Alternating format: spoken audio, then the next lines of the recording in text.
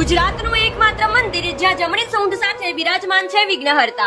અહીં ગુજરાતભરમાંથી તથા દેશ વિદેશથી પણ લોકો માનતા પૂર્ણ કરવા આવે છે. સંકટ ચોથ તથા રવિવાર મંગળવારના દર્શનનો અહીં અનેરો મહિમા છે. ધોળકાથી 25 કિલોમીટર અને અમદાવાદથી માત્ર 60 કિમીના અંતરે આવેલું છે દાદાનું ચમત્કારી મંદિર. ગણેશજીની ઊભી મૂર્તિ ધરાવતું દેશનું એકમાત્ર મંદિર છે. અહીં ઊંધો સાથિયો કરી ગણેશજીના કાનમાં માનેલી બાધા કહેવામાં આવે છે અને માનતા પૂર્ણ થયા બાદ સીધો સાથિયો કરવાની માન્યતા છે. શ્રદ્ધા હોય ત્યાં પુરાવાની જરૂર ના હોય. પણ ઇતિહાસની વાત કરીએ તો આ સ્થળથી 15 કિલોમીટર દૂર ખેતરમાં ખોદકામ સમયે ગણેશજીની મૂર્તિ મળી હતી. આ મૂર્તિ પગમાં સોનાના કડા, કાનમાં કુંડળ, માથે મુગટ અને કેડે કંદોરા સાથે પ્રગટ થઈ હતી. લોકવાયકા મુજબ 3 ગામ કોટ, રોયકા તથા વણકુટા ગામના આગેવાનો વચ્ચે મૂર્તિને પોતાના ગામમાં સ્થાપિત કરવા માટે વિવાદ સર્જાયો.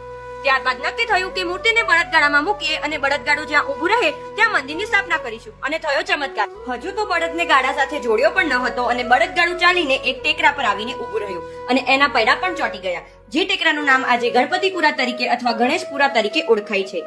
અહીંયા એક નિઃશુલ્ક અન્નક્ષેત્ર તો ચાલે જ છે અને સાથે બીજા અત્યાધુનિક વિશાળ અન્નક્ષેત્રનું નિર્માણ થઈ રહ્યું છે. ચોથના દિવસે તો ફરાળી ભોજન પણ અહીંયા પીરસવામાં આવે છે. તો તમે આ ચમત્કારી મંદિરના દર્શન કરી દાદાના આશીર્વાદ લીધા?